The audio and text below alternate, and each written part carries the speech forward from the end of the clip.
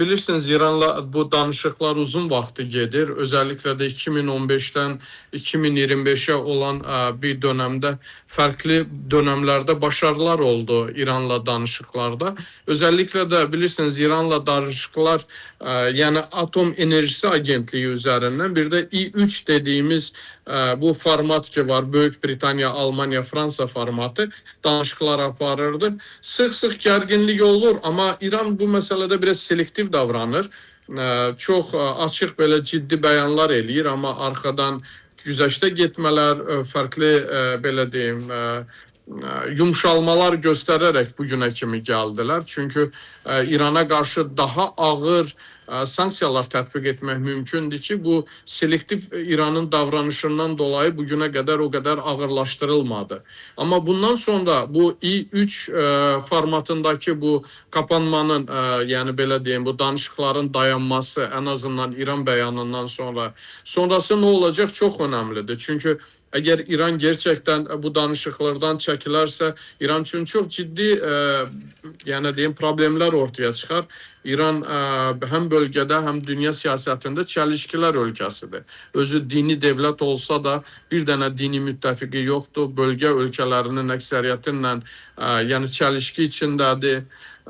Müttefiklerinin ekseriyyəti sol yönümlü ölkələrdir.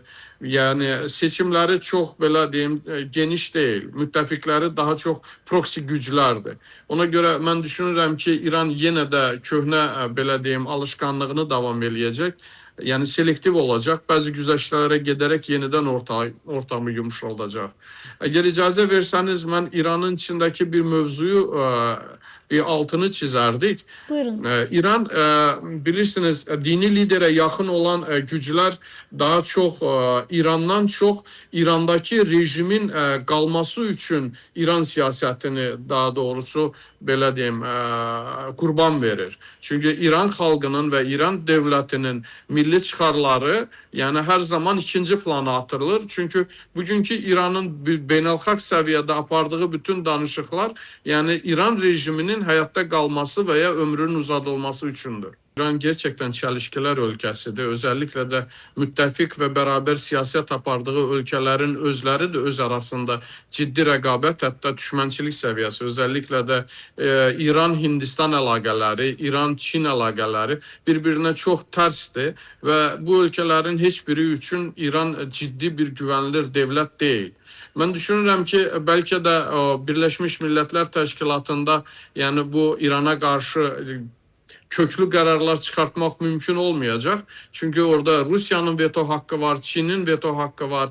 Belki de geçici dönem için farklı bloklamalar olabilir. Ama bu İran'a ne kadar perspektif verebilir? Çünkü Atlantik blok yani Birleşmiş Milletler Teşkilatı'nın kararları olmadan da embargolar uyguluyor ve öz müttefiklerinle beraber ciddi problemler yaradır. Burada İran'ın ciddi problemleri olacak düşünürüm. Ben bugün İran'ın ciddi bir müttefik olduğunu düşünmürəm. Ben düşünürəm ki İran'ın zayıflığından yararlanan ülkeler var.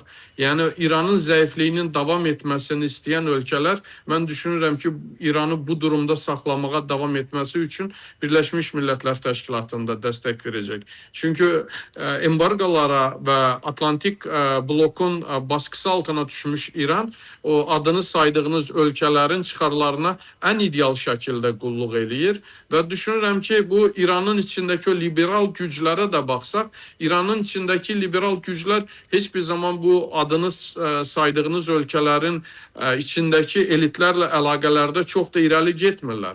Onlar daha çok Atlantik bloka yakın belə deyim güclərlə siyaset aparırlar ve o yönde İran'ın geleceğini görürlər. Ona göre düşünürəm ki altını çizmemizde bir yarar var. İran'ın müttefikleri değil, İran'ın zayıflığından ve bu bloklanmış halinden yararlanan ülkeler.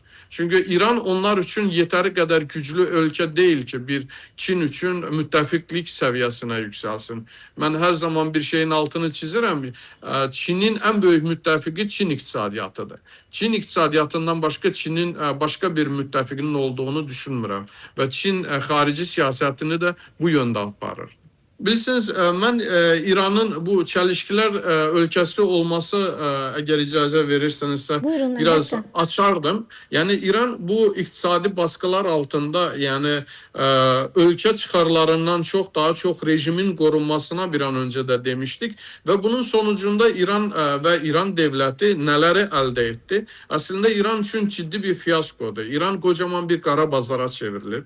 Yani İran'ın maliye sistemi tamamen kara bazar şəklində davam etdirir. Bu böyük 100 milyonluq bir ölkə üçün, bu qədər enerji resursları olan və resurs ölkəsi olan bir ölkə üçün bu yəni demək olar ki, bu faciədir. Çünki İranın gerçəkdən çox böyük potensialı var. Həm dənizlərə çıxışı, körfəzə çıxışı, əlindəki enerji qaynaqları, çox ciddi resursları, bu sadəcə neft və karbonhidratlarla kısıtlanmır. Həm də qaz rezervlərinin yüksək olmasını göz önündə tutturarsak, yani İran için yani bu çok ciddi bir problemdi ve bunun ötesinden gelmek için İran'da yani bu işleri halletmek için sorumlu olan siyasiler sadece İran'daki rejimi korumak için ve bütün emeklerini bu yönde sərf eləyirlər ve bu İran'ın geleceğine büyük belə deyim zərbədir.